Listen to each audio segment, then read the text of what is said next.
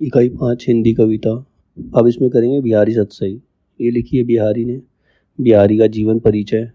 उत्तर हिंदी में बिहारी एकमात्र ऐसे कवि व साहित्यकार हैं जो केवल एक ही कृति के बल पर अमर हो गए। तो ऐसे साहित्यकार हैं जिन्होंने एक ही रचना करी जिसके बल पर वो अमर हो गए, वो थी बिहारी सतसई। ठीक है। रीति काल के सर्व प्रमुख कवि बिहारी का जन्म संवत 1652 में ग्वालियर में हुआ था। इनका जन्म हुआ था 1652 में ग्वालियर जगह पे। उनका परिवार एक प्रतिष्ठित ब्राह्मण परिवार था, मतलब इज्जतदार, इज्जत वाला एक ब्राह्मण परिवार था। उनके पिता का नाम केशव राय था। बिहारी के पिता का नाम केशव राय था तथा वे स्वयं साहित्य रचना में लीन रहते थे। मतलब जो उनके पिता थे वो भी साहित्य की रचना में ही लगे रहते थे। बिहारी ने उस युग के विशिष्ट कवि व आचार्य केशव दास से काव्य रचना की शिक्षा ग्रहण करी। तो उस समय जो सबसे विशिष्ट कवि थे जिनका नाम केशव दास था, उनसे इन्होंने काव्य रचना की शिक्षा प्राप्त की। मतलब इनके गुरु जो थे वो केशव दास थे और केशव राय इनके पिता थे। दोनों केशव हैं। केशव राय उनके पिता थे, केशव दास उनके गुरु थे। इनका विवाह एक विदुषी व कवित्री के साथ हुआ। मतलब उनका विवाह भी एक पढ़ी लिखी स्त्री के साथ हुआ जो एक कवित्री थी। संवत 1664 में ओरछा के नरेश के दरबारी कवि बने। 1664 में वो ओरछा के राजा के पास दरबारी कवि बन गए, मतलब उनके दरबार में कवि बन गए। उनकी वृंदावन में शाहजहां से भेंट हुई और निमंत्रण पाकर वे संवत 1677 में आगरा के दरबार में गए। मतलब वृंदावन में शाहजहां से मिले और उन्होंने उन्हें आगरा बुलवा लिया। 1677 में वो आगरा के दरबार गए जहां उन्होंने अपनी काव्य प्रतिभा का परिचय दिया। वहां उपस्थित जयपुर नरेश जयसिंह ने उन्हें दरबारी कवि नियुक्त कर लिया। जब शाहजहां के दरबार में उन्होंने अपनी काव्य प्रतिभा दिखाई तो जयपुर के राजा थे जयसिंह, उन्होंने उन्हें अपना दरबारी कवि बना लिया। उन्होंने एक बार राजा जयसिंह के अर्ध विकसित व नव विवाहिता पत्नी के रूप जाल से बाहर निकालने के लिए निम्न दोहा लिखकर महल भेजा। मतलब जो राजा जयसिंह थे वो अपनी नव विवाहिता पत्नी के रूप जाल में फंस चुके थे, तो उन्हें उससे निकालने के लिए, उसके रूप जाल से निकालने के लिए एक दोहा लिखा। जैसे क्या लिखा था, नहीं परागु नहीं मधुर मधु नहीं विकास यही काल, अली कली ही सो बंधियो आगे कौन हवाल। मतलब ये इतना मीठा नहीं है, इतना अच्छा नहीं है जिसमें तुम फंसे पड़े हो। अगर इस कली में, कली की अली, अली मतलब भंवरा, भंवरे और कल, जब भंवरा कली के बीच में फंस जाता है तो उसका कोई हवाल नहीं होता, वो निकल नहीं पाता है उससे।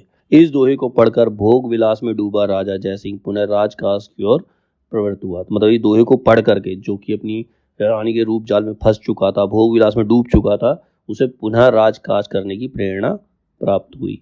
संवत 1720 में इस प्रसिद्ध कवि का स्वर्गवास हो गया। मतलब इनकी मृत्यु हुई 1720 में इनकी मृत्यु हो गई। बिहारी ने अपना संपूर्ण जीवन काव्य साधना में ही व्यतीत किया। पूरे जीवन वो काव्य साधना करते रहे, मतलब कविताएं लिखते रहे। बिहारी जी का एक दोहा मर्म स्पर्शी है और हमारे समक्ष सौंदर्य तथा प्रेम क्रीड़ा की मनोरम झांकियां प्रस्तुत करता है। बिहारी ने समाज का तीक्ष्ण दृष्टि से निरीक्षण किया। मतलब बहुत पैनी दृष्टि से उन्होंने समाज को देखा। अतः उन्होंने युवा वृत्तियों का सजीव चित्रण किया। मतलब जो लोग जवान होते हैं उनके मन में क्या क्या चलता है उसका चित्रण उन्होंने किया है। श्रृंगार के संयोग पक्ष के चित्रण में वे सिद्ध हस्त थे। मतलब श्रृंगार के संयोग पक्ष, जब दो प्रेमी मिलते हैं, संयोग पक्ष मतलब जब दो प्रेमी मिलते हैं तो उसका चित्रण करने में बहुत कुशल थे। बिहारी जी ने केवल भावुकतावश ही सौंदर्य चित्रण नहीं किया बल्कि अपने दोहों में जीवन के प्रौढ़ अनुभवों का भी उद्घाटन किया है। मतलब खाली सौंदर्य चित्रण करने के लिए दोहे नहीं लिखे, उसमें जीवन की सच्चाई भी उन्होंने उजागर की है, जीवन की सच्चाई को भी उजागर किया है। वे अपने भावों व विचारों को कलात्मक रूप से प्रस्तुत करने में निपुण थे। बिहारी सतसई भक्ति, श्रृंगार व नीति की त्रिवेणी है। बिहारी सतसई जो भक्ति, श्रृंगार और नीति, ये तीन चीजें हैं। भक्ति है, श्रृंगार है और नीति है, ये त्रिवेणी बनती, तीनों को मिलाकर ये निम्न दोहे से स्पष्ट है। दोहा दे रखा है। भक्ति का दोहा है, मेरी भव बाधा हरो राधा नागरी सोए, जातन की छाई परे श्याम हरि दुति होए, ये भक्ति का है। श्रृंगार के लिए इन्होंने लिखा, या अनुरागी चित्त की गति समझू ने कोई, ज्यो ज्यो बूढ़े श्याम रंग त्यों त्यों उज्जवल होए, ये श्रृंगार के लिए दोहा लिखा था। नीति के लिए इन्होंने दोहा लिखा, नर की अरुणल नीर की गति एक एक करी जोए, जे तो नीचे हवे चले ते तो ऊंचो होए। तो बिहारी कम शब्दों में अधिक बात कहने में पारंगत थे। मतलब बहुत कम शब्दों में बहुत बड़ी बात बोल जाया करते थे। उनका एक एक दोहा गागर में सागर भरने की भांति है। गागर मतलब मटके में पूरा सागर भर दो। मतलब एक एक दोहे में इतनी गूढ़ भाषा उन्होंने प्रयोग की है, मतलब इतनी गहरी भाषा का इस्तेमाल किया है। ब्रज भाषा पर भी बिहारी का अधिकार था। उन्हें शब्द व वर्ण के स्वभाव की परख थी। शब्द व वर्ण तो उनके दोहों में नगों के समान जड़ित है। मतलब शब्द और वर्ण को जैसे क्या तो किसी आभूषण में मोती जड़े जाते हैं, नग जड़े जाते हैं, उसी तरह से वो शब्दों और वर्णों को अपनी कविताओं में जड़ते थे। बिहारी की भाषा प्रांजल, प्रौढ़, मधुर व सरस है। जैसे अंग अंग नग जगमत दीप शिखासी दे, दिया बुझाए हु रहे बड़ो उजेरोगे। रस सिंगार मजनुम किए, कंजनुम भंजनुम देन, अंजनुम रजनुम बिना खंजनु गंजनु नैन। तो इस तरीके से उन्होंने वर्णों का और शब्दों का इस्तेमाल अपने दोहों के अंदर किया है। भाव, अनुभूति और चेतना को बिहारी किस प्रकार मार्मिक शब्दों और प्रभावशाली बिंबों में प्रकट करने की क्षमता रखते हैं। केवल एक ग्रंथ बिहारी सत्सई की रचना करके वे कवियों की उत्कृष्ट श्रेणी में आ गए। उन्होंने एक ही ग्रंथ लिखा जो मेन था बिहारी सत्सई, उसी से वो सबसे ऊंचे कवियों की लिस्ट में अपना नाम दाखिल करा पाए। अब बिहारी के संबंध में महत्वपूर्ण तथ्य, मतलब उनके फैक्ट, बिहारी के संबंध में महत्वपूर्ण फैक्ट क्या क्या है, तथ्य क्या क्या है। बिहारी रीति सिद्ध काव्य धारा के सबसे महत्वपूर्ण कवि हैं। बिहारी का समय मुगल शासन के वैभव का काल माना जाता है, जब मुगल शासन में वैभव चल रहा था। अकबर के शासन के अंतिम दिनों से लेकर औरंगजेब के शासन के शुरुआती दिनों तक उनका जीवन काल फैला है। बिहारी के गुरु नरहरिदास थे, ये निम्बाक संप्रदाय में दीक्षित हुए थे। मतलब इनके एक और गुरु, एक काव्य की तो उन्होंने शिक्षा केशव दास से ली थी, लेकिन जो इनके गुरु थे वो नरहरिदास, और इन्होंने निम्बार्क संप्रदाय में शिक्षा ग्रहण की थी। बिहारी ने केवल एक काव्य ग्रंथ की रचना की जिसे सत्सई या बिहारी सत्सई कहा जाता है। सत्सई कवि हालकृत गाथा सप्तशती मतलब प्राकृत तथा गोवर्धनाचार्य कृत आर्या सप्तशती संस्कृत में है, जो कि उसकी परंपरा की ही रचना है, जिसमें कुल 700 छंद होते हैं। सत्सई के अंदर कुल 700 छंद होते हैं। बिहारी सत्सई में 713 छंद हैं। तो क्वेश्चन पूछा जा सकता है बिहारी सत्सई में कितने छंद हैं, तो 713 छंद है, 713 छंद हैं। अमृत शतक का प्रभाव भी बिहारी सत्सई पर माना जाता है। कृपाराम कृत हिततरंगिणी को हिंदी में सत्सई परंपरा का प्रथम ग्रंथ माना जाता है। सत्सई ने बिहारी की ख्याति इतनी बढ़ा दी है कि सत्सई शब्द का अर्थ ही बिहारी सत्सई हो गया है। मतलब सत्सई शब्द का अर्थ समझना हो तो लोग बिहारी सत्सई ही समझते हैं कि बिहारी सत्सई से ही इसका अर्थ निकल सकता है। इनकी कविताओं में चमत्कार की कितनी क्षमता है, यह जॉर्ज गियर्सन के इस कथन से पता चलता है। जॉर्ज गियर्सन क्या कहते हैं? कहते हैं कि पूरे यूरोप में एक भी कवि बिहारी की बराबरी नहीं कर सकता। यूरोप में बिहारी सत्सई के समकक्ष कोई रचना प्राप्त नहीं होती। यूरोप में, मतलब वो बिहारी तो हिंदुस्तान के हैं, लेकिन पूरे यूरोप में उनके जैसा कोई कवि नहीं मिल सकता। जो उन्होंने बिहारी सत्सई लिखी है उसके जैसी कोई रचना ही नहीं है वहाँ पर पूरी यूरोप के अंदर। बिहारी को रामचंद्र शुक्ल ने रसवादी तथा डॉक्टर नगेंद्र ने ध्वनिवादी कवि माना है। बिहारी को राधाचरण गोस्वामी ने पीयूषवर्षी मेघ तथा रेवरेंड एडविन ग्रीज ने शब्दों का चतुर प्रयोक्ता मात्र कहा है। मतलब राधाचरण गोस्वामी कहते हैं कि वो पीयूषवर्षी मेघ है। पीयूषवर्षी ऐसे बादल, मेघ मतलब बादल, ऐसे बादल जो अमृत बरसाते हैं। तो बिहारी जो है वो पीयूषवर्षी मेघ है, किसके अकॉर्डिंग? राधाचरण गोस्वामी के अकॉर्डिंग। और रेवरेंड एडविन कहते हैं कि वो शब्दों के चतुर प्रयोक्ता है, मतलब शब्दों का बहुत ही चतुराई से इस्तेमाल करते हैं। बिहारी के काव्य को पदम सिंह शर्मा ने शक्कर की रोटी कहा है। बिहारी के काव्य शक्कर की मतलब मीठी रोटी है, शक्कर की रोटी। उनके काव्य मीठी रोटी के समान है, ऐसा कहा है पदम सिंह शर्मा ने। मिश्र बंधुओं ने देव बड़े की बिहारी बहस में बिहारी को कवि के रूप में स्वीकार नहीं किया। वो कहते हैं कि बिहारी जो है कवि है ही नहीं। बिहारी की ऊहात्मक उक्तियों पर फारसी कविता का प्रभाव माना जाता है। डॉक्टर नगेंद्र के अनुसार हिंदी में रामचरितमानस के पश्चात सर्वाधिक टीकाएं बिहारी सत्सई पर लिखी गई हैं। मतलब उसकी सबसे ज्यादा आलोचना की गई है। बिहारी सत्सई पर 50 से अधिक टीकाओं का उल्लेख मिलता है। फिर है साहित्यिक परिचय। उनका साहित्य, उन्होंने कौन कौन से साहित्य की रचना की है बिहारी ने अपने जीवन के काल में केवल एक ही ग्रंथ का निर्माण किया है, और वो है बिहारी सत्सई। वो बिहारी सत्सई के नाम से विख्यात है। इसमें 713 दोहे हैं जो विविध विषयों पर लिखे गए हैं। मतलब किसी एक सब्जेक्ट पर नहीं लिखे, अलग अलग सब्जेक्टों पर लिखे गए हैं। 713 दोहे हैं बिहारी सत्सई के अंदर। इन दोहों की सबसे बड़ी विशेषता यह है कि इन दो पंक्तियों के दोहों में उन्होंने भावों का सागर समेट दिया है। मतलब दो पंक्ति का दोहा है लेकिन उसके अंदर भाव भर भर के एकदम। इसीलिए इनके दोहों के संबंध में कहा गया है, सतसैया के दोहरे जो नाविक के तीर, देखन में छोटे लगे बेधे सकल शरीर। मतलब सतसई के दोहे जो हैं एक नाविक के तीर के समान है, जो देखने में तो बहुत छोटे लगते हैं लेकिन पूरे शरीर को भेद सकते हैं। फिर आचार्य रामचंद्र शुक्ल बिहारी के संदर्भ में क्या कहते हैं? कहते हैं कि पहला, श्रृंगार रस के ग्रंथों में जितनी ख्याति और जितना मान बिहारी सत्सई का हुआ उतना और किसी का नहीं। इसका एक एक दोहा हिंदी साहित्य में एक एक रत्न माना जाता है, मतलब एक मोती की तरह माना जाता है। यदि प्रबंध काव्य एक विस्तृत वनस्थली है तो मुक्तक एक चुना हुआ गुलदस्ता है। प्रबंध काव्य क्या होता है, जिसमें एक सीक्वेंस में चलता है, मतलब जुड़ा होता है, पूरा काव्य जुड़ा होता है, उसको प्रबंध काव्य कहते हैं। लेकिन मुक्तक क्या होता है, जिसमें 2 लाइनों का ही अलग मीनिंग होता है। 713 दोहे लिखे, लेकिन 713 दोहों का अलग अलग मीनिंग है, ठीक है, दैट इज मुक्तक। तो मुक्तक क्या है, एक चुना हुआ गुलदस्ता है जिसका अपने आप में पूरा मीनिंग है। जिस कवि में कल्पना की समाहार शक्ति के साथ भाषा की समाहार शक्ति जितनी अधिक होगी, उतनी ही वह मुक्तक की रचना में सफल होगा। मतलब जितना अधिक सोच सकता है, जितनी अधिक कल्पना कर सकता है, तो वही कवि जो है मुक्तक की रचना भी कर सकता है। यह क्षमता बिहारी में पूर्ण रूप से विद्यमान थी।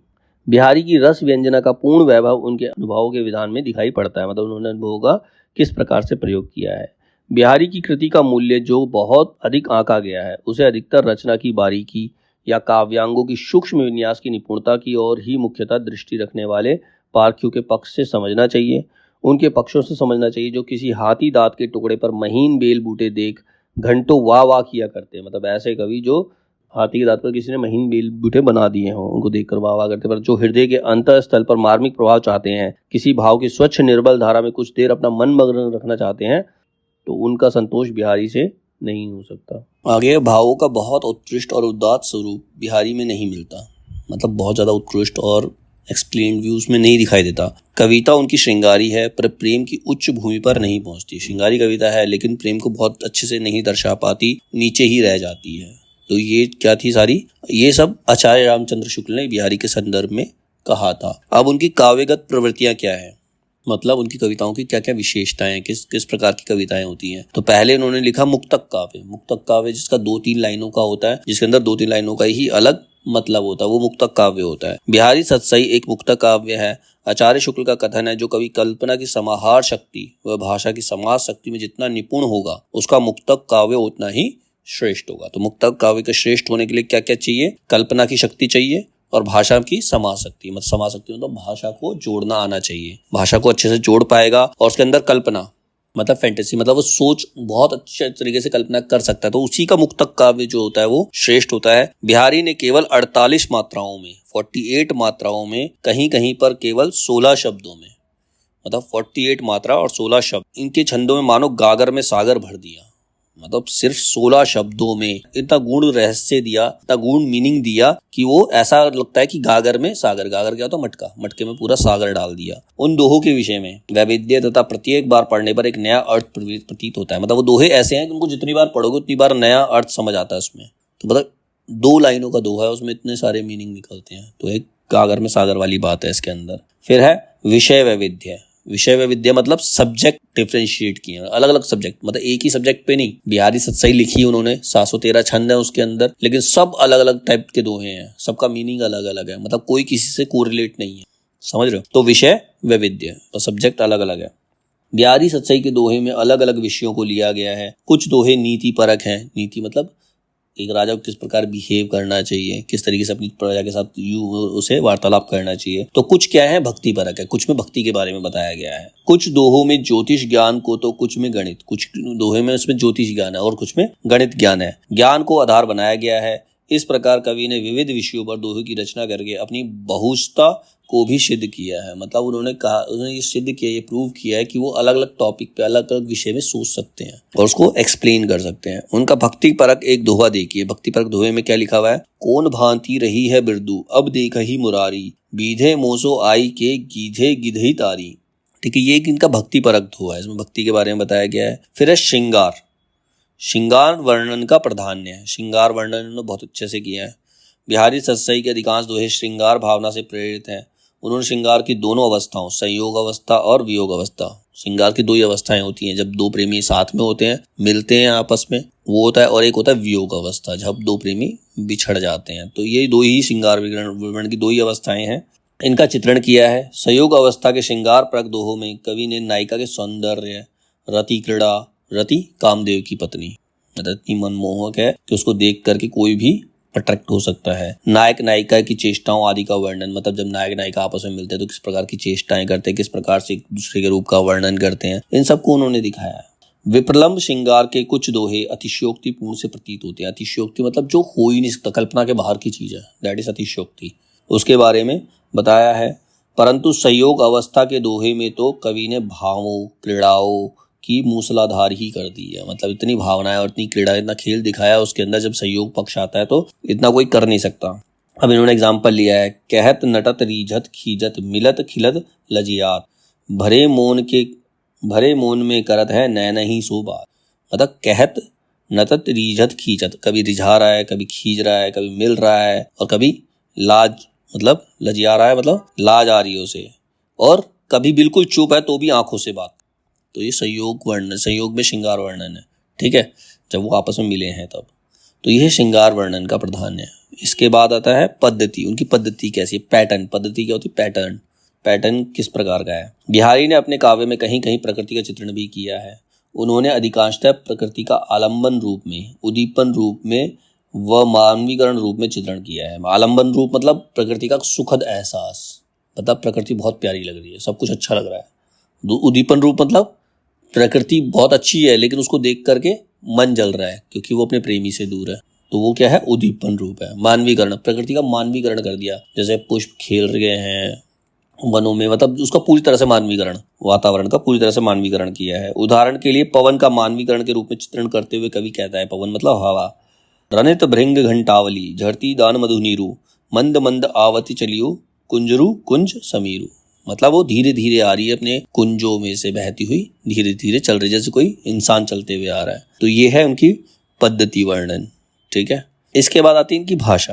बिहारी की भाषा किस प्रकार की है? बिहारी ने अपने दोहों में अधिकांशतः साहित्यिक ब्रज भाषा का प्रयोग किया है। उनके दोहे में शब्द योजना व वाक्य विन्यास प्रभावोत्पादक है। मतलब शब्द योजना और वाक्य विन्यास। वाक्य विन्यास का मतलब होता है वाक्य को अलग अलग डिफ्रेंशिएट करना। दो वाक्य हैं, उनको अलग अलग डिफ्रेंशिएट दो, वाक्य विन्यास हो गया, मतलब वाक्य को तोड़ देना और उसका अलग अलग मीनिंग निकालना। प्रभाव उत्पादक मतलब वो एक प्रभाव रीडर के ऊपर या पढ़ने वाले के ऊपर प्रभाव डालता है, ठीक है। उनके काव्य में बुंदेलखंडी, अरबी, फारसी आदि भाषाओं के शब्दों का भी प्रयोग हुआ है। बिहारी की भाषा में बुंदेलखंडी, अरबी, फारसी शब्दों का इस्तेमाल हुआ है। नाद सौंदर्य इनकी भाषा की एक अन्य विशेषता है। नाद मतलब वॉइस, नाद मतलब वॉइस, उसका सौंदर्य एक अलग विशेषता है। कहीं कहीं कवि ने बिंबात्मक, चित्रात्मक और लाक्षणिक भाषा का भी प्रयोग किया है। बिंबात्मक मतलब परछाई क्रिएट करना, बिंब क्रिएट करना, जैसे हम मिरर में देख रहे हैं ना, हमारा बिंब बन रहा है, वो बिंब बोलते हैं उसको, वो तो बिंबात्मक। और बिंबात्मक चित्रात्मक, चित्र जैसे तुम पेंटिंग कर रहे हो, वो चित्रात्मक वर्णन है। लाक्षणिक भाषा एक लक्षण प्रस्तुत करता है। उदाहरण के लिए निम्न दोहों में चित्रात्मकता का गुण देखिए। बतरस लालच लाल की मुरली धरी लुकाई, सो करे बहुनी हंसे देन कहे नटी जाए। तो इसके अंदर चित्रात्मक गुण है इस दोहे के अंदर। फिर आता है अलंकार व छंद। उनकी भाषा के अंदर अलंकार और छंद किस प्रकार के हैं? बिहारी ने अपने काव्य में केवल दोहो व सोरठा छंद का प्रयोग किया। दो छंद यूज किए हैं, एक दोहा और दूसरा सोरठा। उनके काव्य में यमक अलंकार, रूपक अलंकार, उपमा अलंकार, श्लेष अलंकार, उत्प्रेक्षा अलंकार, अनियुक्ति आदि अलंकारों का अधिक प्रयोग हुआ है। उदाहरण के लिए अनियुक्ति अलंकार का प्रयोग देखिए। अब अनियुक्ति अलंकार का प्रयोग दिखा रखा है, नहीं परागु नहीं मधुर मधु, नहीं विकास इति काल, अली कली ही सोस बंधियो आगे कौन हवाल।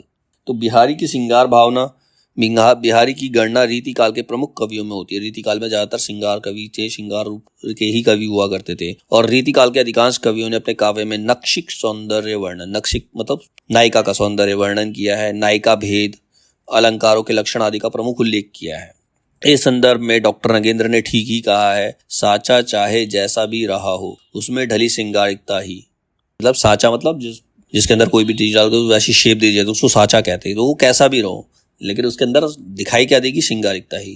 अतः एक दरबारी कवि होने के नाते भी बिहारी के काव्य में श्रृंगार वर्णन का आधिक्य कोई अचरज की बात नहीं है। बिहारी ने अपने जीवन में केवल एक कृति की रचना की है, वो है बिहारी सतसई, और उसमें 713 से अधिक दोहों में 600 दोहे केवल श्रृंगार पर आधारित है। मतलब 713 दोहे लिखे, उसमें 600 दोहे श्रृंगार से रिलेटेड है, तो मतलब बाकी कितने बचे? 113, ठीक है।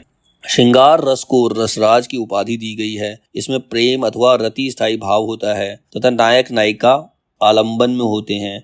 काव्य शास्त्रियों ने श्रृंगार के दो पक्ष माने हैं, संयोग श्रृंगार और वियोग श्रृंगार। बिहार ने अपने काव्य में इन दोनों ही पक्षों में मनोयोग से प्रस्तुत किया है, मतलब पूरे मन से उन्होंने लिखा है। इन्हीं भेदों के आधार पर उनके श्रृंगार वर्णन की समीक्षा की जा रही है। अब उसमें दोनों का अलग अलग है। संयोग श्रृंगार क्या है? संयोग श्रृंगार क्या है? बिहारी के संयोग श्रृंगार वर्णन में जितनी सफलता मिली उतनी वियोग श्रृंगार में नहीं मिली है। संयोग श्रृंगार तो मानो बिहारी सतसई की आत्मा है।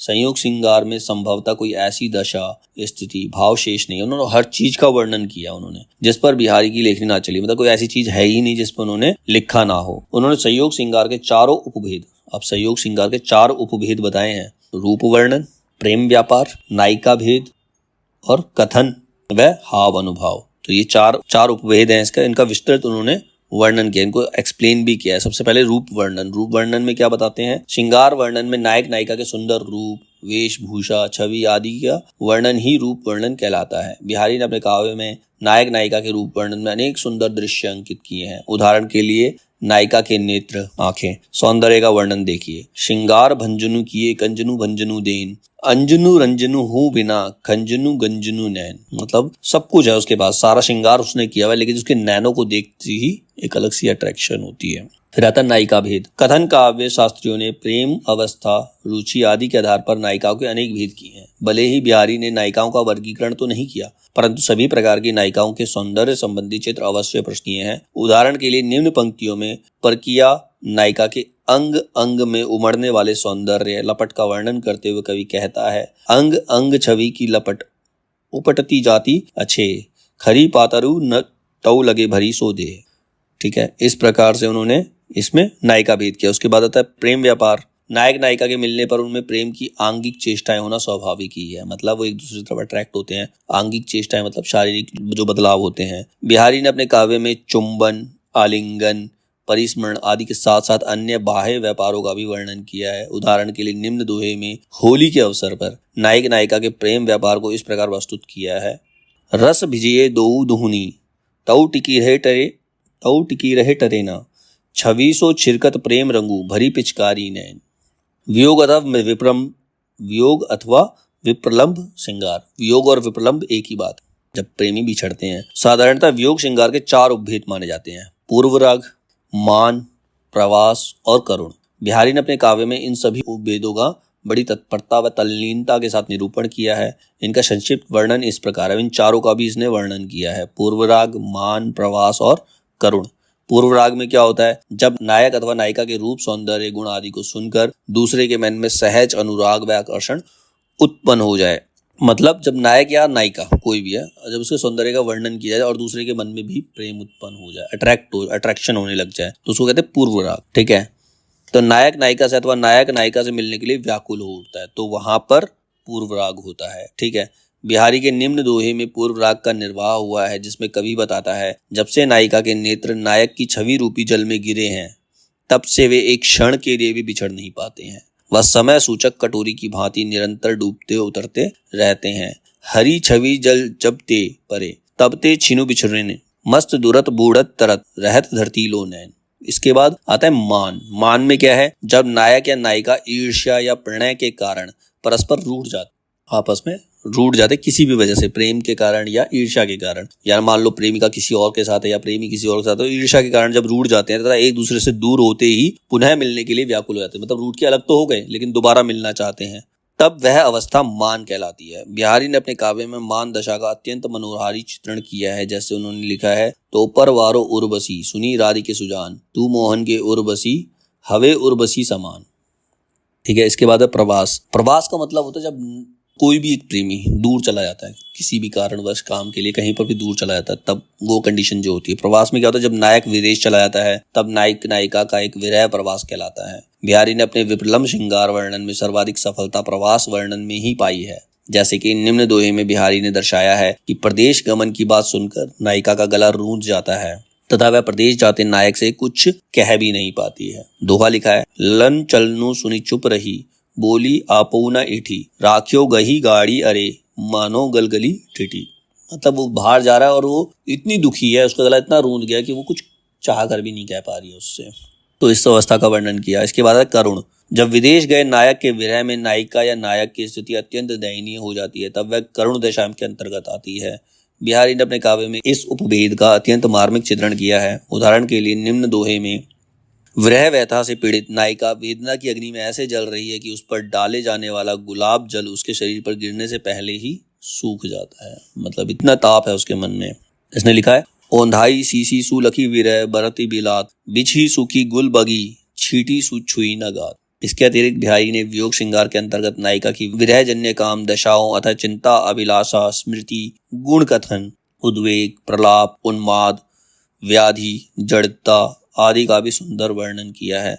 अब इन सब के बारे में बताया इसने। उदाहरण के लिए चिंता में क्या होता है? देखर बुरे कपूर लो, उपे जाए जिन लाल, छिन छिन जात परी खरी, छिन छबीली बाल। मरण दिखाया, कहा कहो वाकी दशा, हरि प्राणन के ईश, विरह ज्वाल जरीबो लखे, मरिबो भयो आशीष। अतः संक्षेप में कहा जा सकता है कि बिहारी ने काव्य शास्त्रों के अनुरूप श्रृंगार वर्णन के सभी भेदों, उपभेदों, दशाओं आदि का अत्यंत प्रभावशाली चित्रण किया है। उनके श्रृंगार वर्णन में कामुकता भाव, उत्तेजना, मनोरंजन आदि का सुंदर समावेश है। अतः उन्हें निश्चय ही श्रृंगार वर्णन का चितेरा कवि कहा जा सकता है, मतलब बहुत चतुर कवि कहा जा सकता है। बिहारी की भक्ति भावना पर प्रकाश डालिए। अब बिहारी की भक्ति भावना के बारे में बताया है। यह तो सत्य है कि रीतिकाल के अधिकांश कवि श्रृंगार वर्णन में ही लीन थे, क्योंकि उनका प्रमुख उद्देश्य अपने विलासी राजा या आश्रयदाता को प्रसन्न करना था। परंतु फिर भी इतना अवश्य कहा जाएगा कि इस काल में अधिकांश कवि भक्ति विषयक रचना में भी रुचि लेते रहे। फिर भले ही इन कवियों ने कोरी परंपरा के पालन के लिए, फिर अल्पकालिक रुचि परिवर्तन के लिए ही भक्ति विषयक रचना की। अब बिहारी को ही देख लो, उसने 713 दोहे लिखे, उसमें से 600 दोहे तो श्रृंगार के ही हैं, तो भक्ति के रह ही कितने गए? तो एक फॉर्मेलिटी थी उस टाइम पे। परंतु इस संबंध में डॉक्टर नरेंद्र ने ठीक ही कहा है। इन कवियों की भक्ति भी इनकी श्रृंगारिता का ही एक अंग थी, मतलब उन्होंने भक्ति में भी श्रृंगार को डाल दिया। जीवन की अतिशय रसिकता में जब वे लोग घबरा उठते थे, तब राधा कृष्ण का यही अनुराग उनके धर्म भीरू मन को आश्वासन देता था। भक्ति भी वो राधा कृष्ण के प्रेम को ही लेकर करते थे। बिहारी के भक्तिपरक दोहों का अनुशीलन करने पर यह अवश्य स्वीकार किया जा सकता है कि इन दोहों की रचना के पीछे चाहे कैसी भी मनोवृत्ति रही हो, परंतु उन्हें भक्ति काव्य के अंतर्गत रखा जा सकता है। बिहारी की भक्ति भावना में उदारता है, मतलब करुणा है। उनमें निर्गुण, सगुण या राम कृष्ण में से किसी एक को चुनने का झंझट नहीं है, सबके बारे में बोलते हैं। परंतु उनमें कबीर, तुलसी या सूर की भांति अनन्य भाव की श्रद्धा व निष्ठा भी नहीं है। अतः ऐसी दशा में उनकी भक्ति भावना की प्रमुख विशेषताओं को निम्न वर्गों में बांटकर उनकी समीक्षा की जा सकती है। अब उनके भक्ति दोहों को किन वर्गों में बांटा जाता है? पहला है सरल व सहज भाव से उपासना, मतलब उपासना करनी चाहिए बिल्कुल सरल और सहज भाव से। आत्मसमर्पण की भावना, जब तुम भक्ति कर रहे हो तो अपने आप को पूरी तरह से समर्पित कर देना चाहिए। प्रभु कृपा की कामना, ये कामना करनी चाहिए कि प्रभु हम पर कृपा करेंगे, हमारा भला करेंगे। दास्य भाव की भक्ति, अपने आप को प्रभु का दास बना देना चाहिए, बिल्कुल उनके चरणों में रहना चाहिए। बाहुयाडंबरों एवं पाखंडों का विरोध, उपालंब देने अथवा वाक की चातुर्य की प्रवृत्ति होनी चाहिए और आराध्य के प्रति दृढ़ विश्वास होना चाहिए। तो ये सब क्या है? बिहारी के बारे में बताया गया है।